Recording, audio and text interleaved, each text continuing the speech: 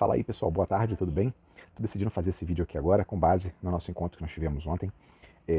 Poucas pessoas foram, né, em vista do nosso tamanho, da nossa turma, então para que de repente possa ser de mais valia para os outros colegas que por seus motivos quaisquer não puderam estar presentes ontem no nosso encontro, eu decidi fazer esse vídeo aqui, acredito que seja um vídeo rápido, explicando aquilo que foi tratado ontem, tá? E tentando colocar aqui de uma maneira mais direta e mais clara o que foi visto e como que a gente pode definir. Então, começando, ontem nós falamos sobre apologética. O que é apologética? Apologética é a defesa da fé. Nós, como crismados, nós somos soldados de Cristo, então nós não podemos simplesmente ficar comendo mais aquela papinha que a gente dá para as crianças, para os adolescentes, aquela coisinha mais mastigadinha. Nós precisamos entrar agora em questões mais profundas e questões que envolvem a nossa fé diretamente em comparação com a fé de repente, de terceiros. Tá? Às vezes o terceiro é a pessoa que está morando na sua casa com você também e você não entende muito bem o que ele acredita, no que ele faz. Tá? Então, ontem nós estávamos falando a respeito da questão do espiritismo.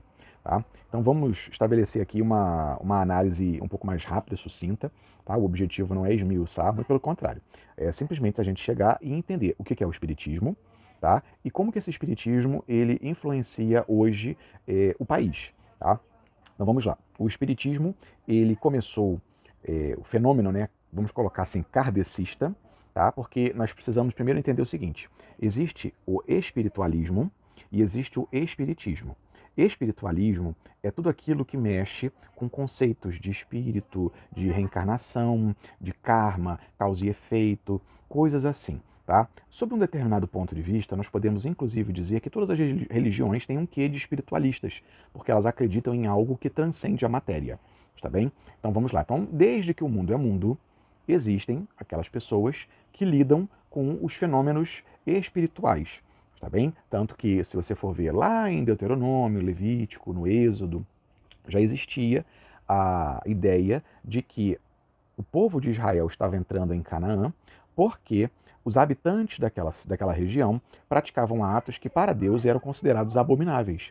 Então, neste caso, uns desses atos, né, alguns desses atos, eram a consulta aos mortos, a invocação dos mortos, o contato direto com os mortos para fins de obtenção de informações, para fins de trabalhos, vamos colocar assim, um linguajar mais próprio daqui da nossa região, do nosso país, né, os trabalhos, como se fosse trabalho de macumba, né, mas não era macumba, por favor, tá bem? Então o que acontece? Tudo isso nós vemos já lá desde lá de trás. Tá? Existem tribos ao redor do mundo cujo culto delas é referente aos ancestrais, como o caso do candomblé. Os orixás, por exemplo, são os ancestrais dos africanos. Você tem tribos norte-americanas que reverenciam também os seus ancestrais, tá? E por aí vai. Até mesmo os próprios romanos, dentro das suas crenças, eles possuíam também a ideia dos deuses manes, que eram os seus ancestrais. Está bem? Então, posto isso, agora nós vamos tratar do que é o espiritismo. O espiritismo ele surge, acredito que em 1869, tá? Por meio de um escritor chamado Hippolyte Léon Denisard Rivail, que adotou um pseudônimo de Allan Kardec. Quem era o professor Rivail? Ele era professor lá em França, em Paris, e ele começou a ser confrontado com fenômenos estranhos que ele efetivamente não conseguia explicar. Havia o fenômeno das mesas girantes, né, nos cabarés lá de Paris, eles faziam algumas reuniões e que eventualmente as mesas giravam, flutuavam no ar, e ele foi chamado para ver aquilo. Naquela época não haviam assim, centros espíritas, né, porque a doutrina espírita ainda não havia sido criada, mas haviam efetivamente pessoas que invocavam os mortos, pessoas que recebiam informações dos mortos, tá, e que efetivamente atuavam como se fosse praticamente um centro. Tudo bem. Então ele foi e começou a verificar isso. Então o que acontece? O professor Rivail, então, ele vai e ele começa a catalogar esses fenômenos. Ele começa a receber mensagens. Ele mesmo não tinha capacidade de ver ou de ouvir os espíritos, mas ele começa a receber mensagens. E ele recebe uma incumbência de fazer uma espécie de catálogo, de livro, explicando o que estava acontecendo. Então ele vai e começa a fazer dessa maneira. E por meio de perguntas e respostas, ele vai pegando as perguntas e as respostas, no caso, que mais se aproximavam uma das outras, tá? E com isso ele entende, não, tudo bem, então se eu vou perguntar em 100 centros diferentes a respeito de Deus, se em 90 centros ele me der mais ou menos uma resposta similar, então essa resposta tem que ser uma verdade.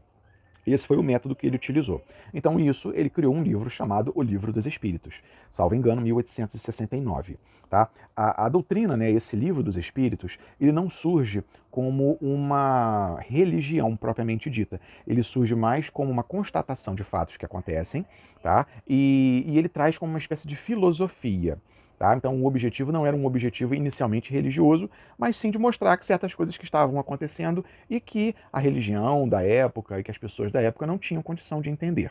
Nós temos que lembrar que nós estamos aqui num período de pós-Revolução Francesa, ou seja, a igreja na França já estava mais debilitada, por meio do laicismo, por meio dos problemas que ela mesma enfrentava na França. Né? Então a gente não precisa dizer que nem todo mundo que está na igreja é bom, nem todo padre é bom, nem todo bispo é bom.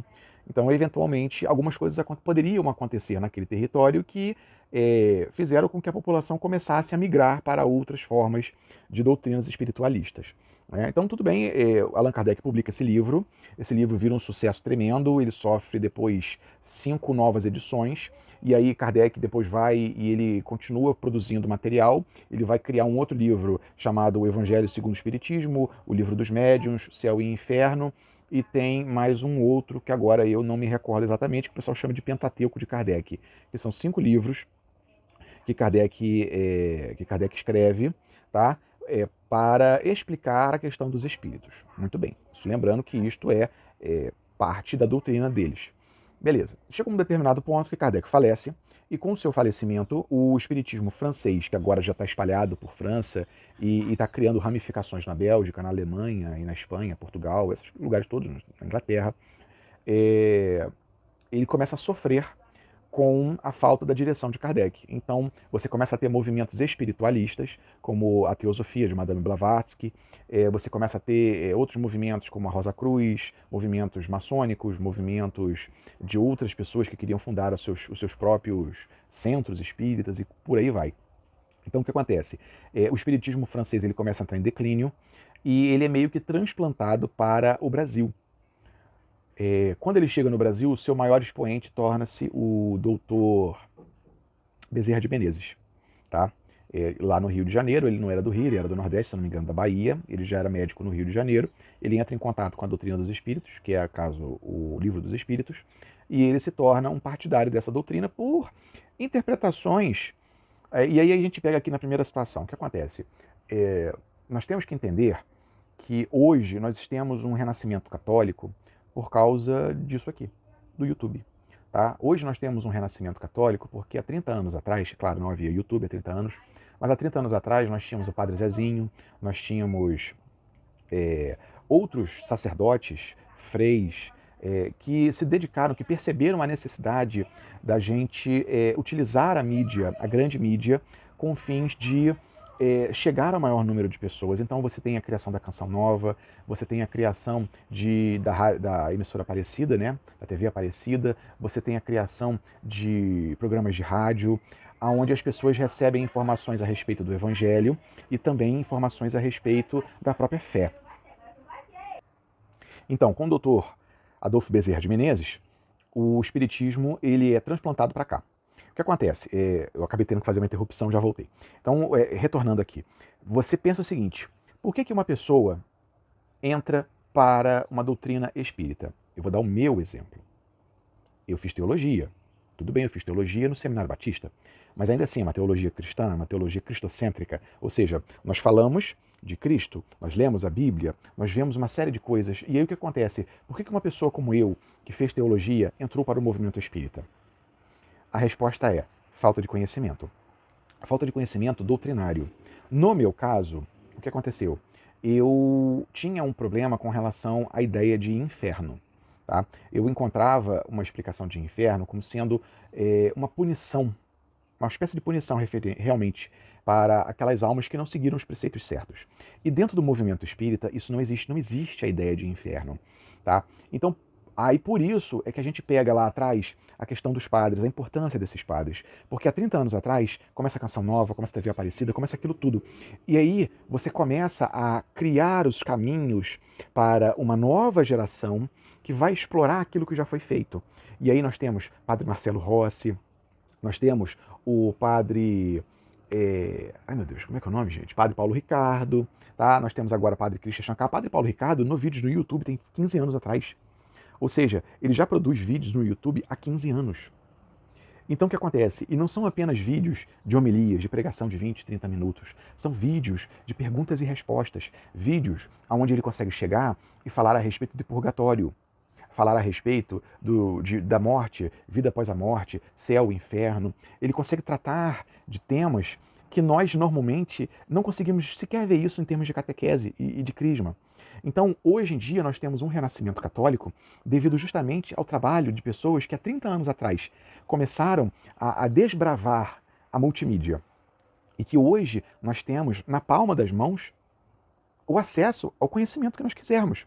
Então, o que acontece? Por que uma pessoa como o Dr. Adolfo Bezerra de Menezes, que era um médico piedoso, por que ele entra para o movimento espírita? Porque ele leu de uma maneira simples e de uma maneira direta informações e que essas informações não encontraram a devida contraposição dentro da fé dele. Ele era católico, como todas as pessoas praticamente no século XIX no Brasil, início do século XX, católicos, mas eram católicos que não tinham o conhecimento, que simplesmente frequentavam a igreja, iam, viam uma missa em latim, ouviam a homilia, a pregação, e depois comungavam e iam para casa, e não tinha uma mudança de vida, uma mudança de mente. Então isso fez com que essas pessoas não tivessem a capacidade de dizer, poxa, peraí, mas isso que você está falando aqui, eu já pratico na minha religião. Não é? Então vamos lá. Dr. Adolfo Bezerra de Menezes, ele recebe e começa a fomentar o espiritismo no Rio de Janeiro. Tá bom? Depois de um tempo, se não me engano, na década de 30, existe o espiritismo já estava sendo difundido no Brasil, justamente por quê? Porque era uma doutrina que veio como uma espécie de complementação à doutrina católica que já existia, mas que as pessoas não conheciam. E aí o que acontece? Surge a figura de Chico Xavier. Chico Xavier, ele nasce, salvo o melhor juízo, em Pedro Leopoldo, lá no estado de Minas Gerais. Minas Gerais é um estado muito católico, não é? E aí o que acontece? Chico Xavier era católico, ele tinha uma devoção por Maria, só que ele via coisas que o padre que lhe atendia não conseguia explicar. O padre não tinha a condição de chegar e de ter uma conversa com ele e de explicar de repente que ele estava vendo outras coisas, não é? Então o que acontece? Ele acaba sendo... Porque Chico Xavier via a mãe dele, conversava com a mãe dele que já era falecida, sabe? Ele sofreu muito, ele sofreu demais, demais. Então, o que acontece? Num determinado momento, ele é cooptado por um grupo de pessoas que já participavam de um centro espírita, e esse grupo de pessoas chama ele para participar do centro, porque viu que ele tinha capacidades mediúnicas, vamos colocar dessa maneira, porque ele via, ele ouvia, ele recebia mensagens e tudo mais. Então, o que aconteceu? Eles pegam o Chico Xavier e levam ele para desenvolver a mediunidade dele. Muito bem. Chico Xavier, então, ele começa a escrever, né, a psicografar. Dizem, dentro dos meios espíritas, né, eu sei porque eu convivi com isso por tranquilamente uns 3 anos, mais ou menos, vendo vídeos espíritas todos os dias, ser disso que dentro do movimento espírita, Chico Xavier, ele possuía várias capacidades. Ele possuía capacidades de materialização de objetos, de ouvir, de ver. Ele possuía praticamente as mediunidades que estão escritas no livro dos médiuns, que é bastante coisa, ele possuía aquilo ali, meio que à disposição para ele. Tá? Sendo que o trabalho dele era um trabalho de... Não era um trabalho de materialização de espíritos, nada disso não, era simplesmente um trabalho de doutrinação. Ou seja, ele ouvia e ele psicografava os seus livros. Chico Xavier escreve mais de 500 livros ao longo de sua vida, o que faz com que ele seja, assim, um dos maiores autores de produção de texto, sabe, do mundo. Isso não é pouca coisa. Tá? Isso, de longe, isso não é pouca coisa. Ele tem uma obra vastíssima.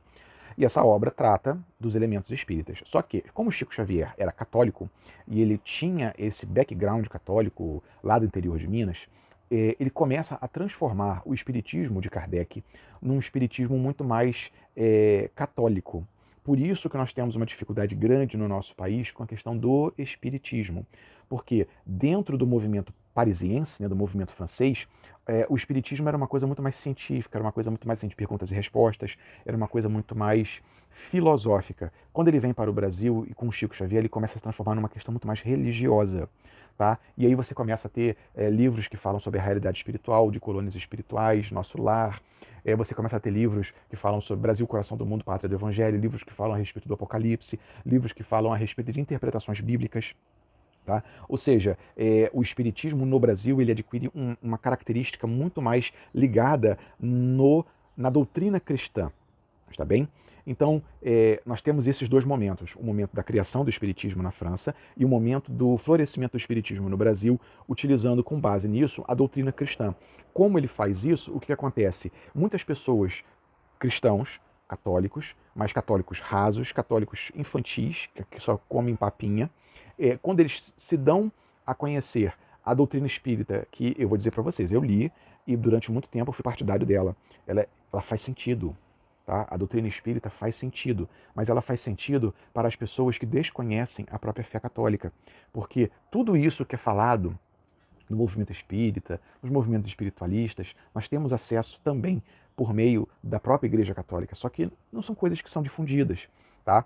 Então, vamos só fechar aqui então esse ponto da questão da criação do movimento espírita na França e também depois quando ele veio para o Brasil. Muito bem. Então, isso aqui foi um momento de introdução que eu falei com aqueles que estavam lá ontem na igreja comigo, tá bom? E aí ontem nós fomos tratar também a respeito de alguns temas que, vamos colocar dessa maneira, contrapõem, que entram em choque da doutrina espírita com a doutrina cristã católica, tá bom? E aí o tema que a gente acabou abordando mais ontem foi a questão das obras. Por quê? E aí eu fiz até um paralelo também com os evangélicos, que eu também posso dizer, porque eu fui durante uns 20 anos eu fui evangélico, fiz seminário, então eu acho que eu tenho condição de falar a respeito disso. O que acontece? A questão das obras. O que nós católicos acreditamos? Que nós somos salvos pela fé em Jesus. A fé em Jesus. Crê no Senhor Jesus e será salvo tu e tua casa. Como Paulo fala no livro de Atos dos Apóstolos. A crença em Jesus, ela é suficiente para salvar. Tranquilo.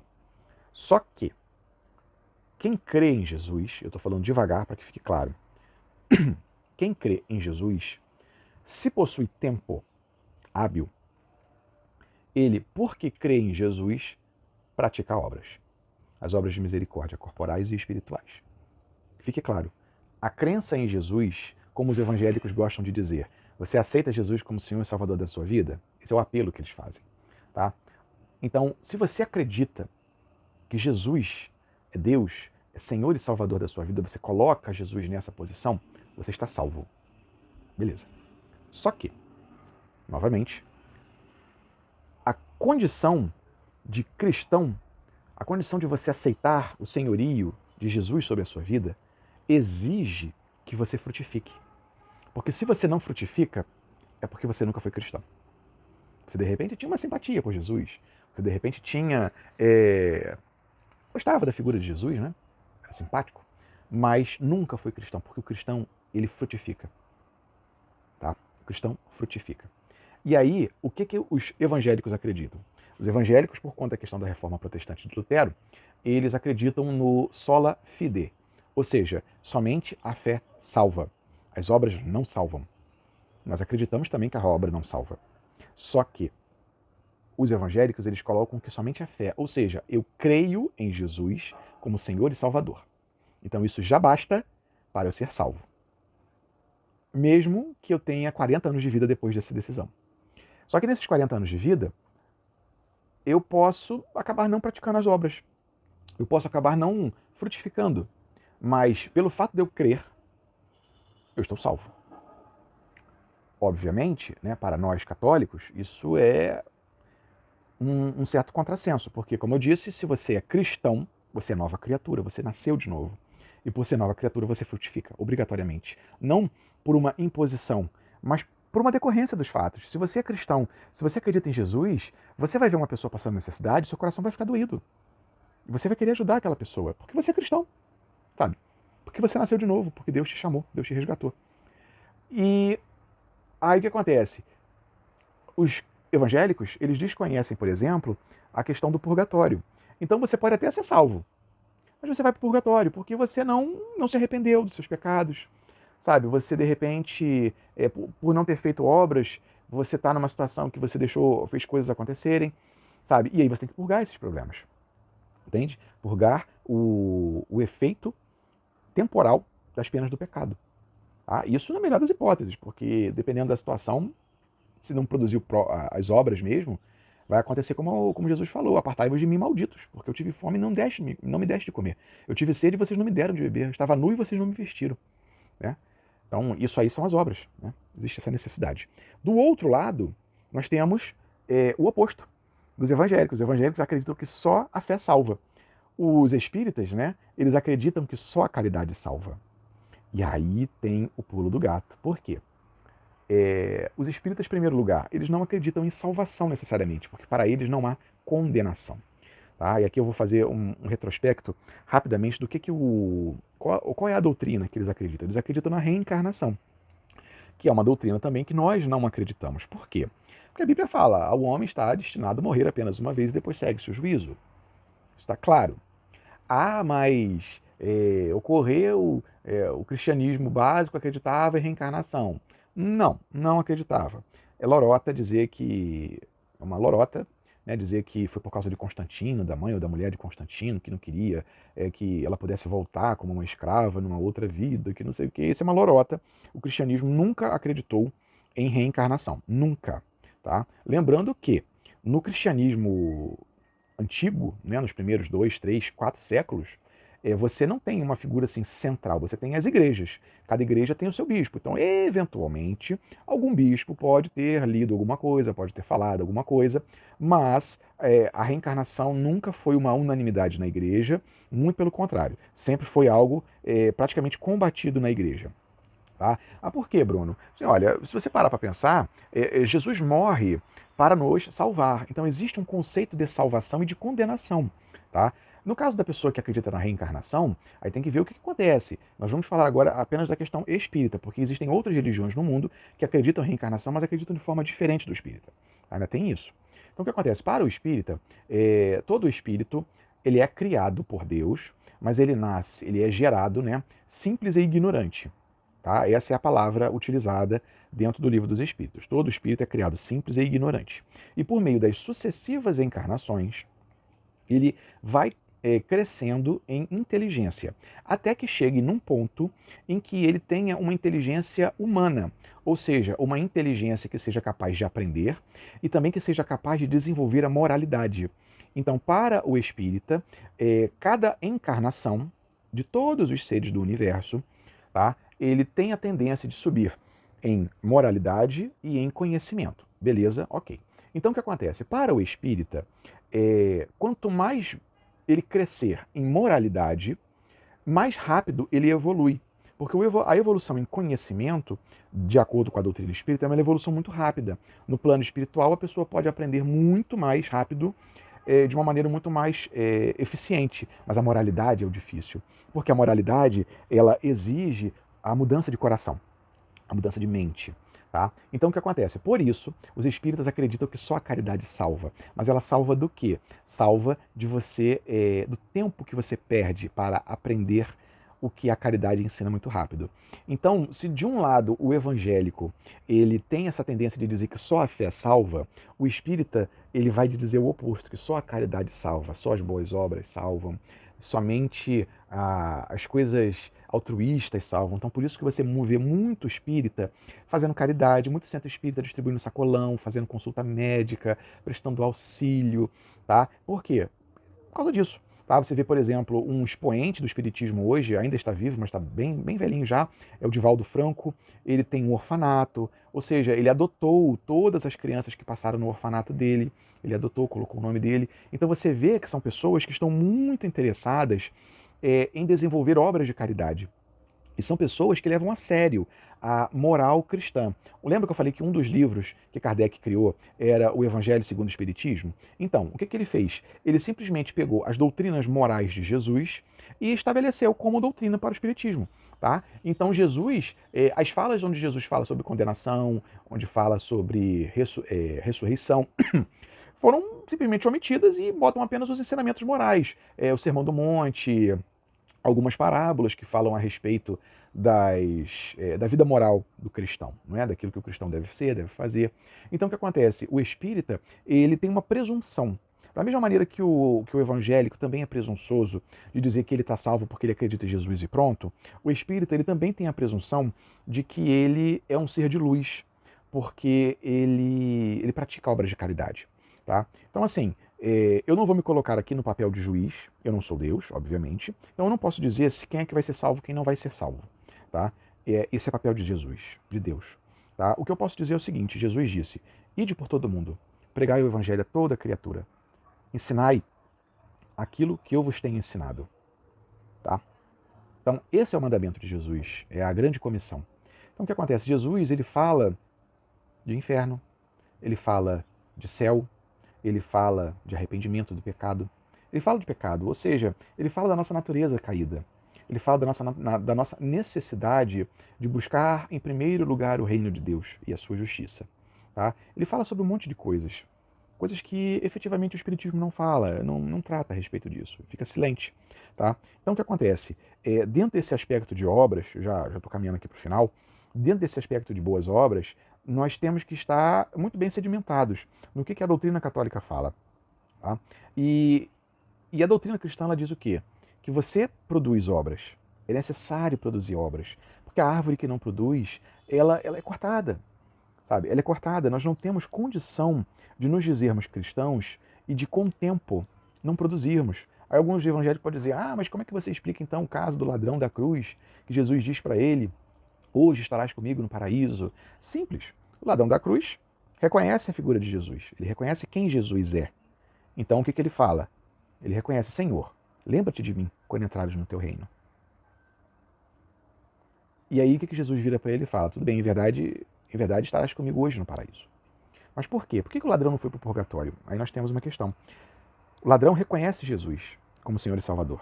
Perfeito. E o ladrão entende, e ele fala para o seu comparsa, que ele entende que a punição dele ali, a crucificação dele, é justa. Porque ele é ladrão. Provavelmente ele é assassino, não sei. Mas o que acontece? Ele entende, nós estamos aqui porque nós merecemos. Mas ele não merecia estar aqui. Ou seja, o ladrão, ele entende e ele aceita a sua punição. E isso faz com que ele tenha aquele breve momento purgativo. Ou seja, o ladrão, ele purga os seus pecados naquelas pequenas horas, naquelas poucas horas da sua crucificação até a sua morte. Entende? Por isso que o ladrão ele foi se encontrar com Jesus no céu. Por isso que Jesus fala para ele que hoje você estará comigo no paraíso. Porque já passou pela via purgativa. A via purgativa foi dele, foi ali, foi aquela cruz. Entende? Então, basicamente, a situação é essa. Desejar para vocês uma boa tarde. E caso vocês queiram, pode fazer perguntas aqui. Até mais.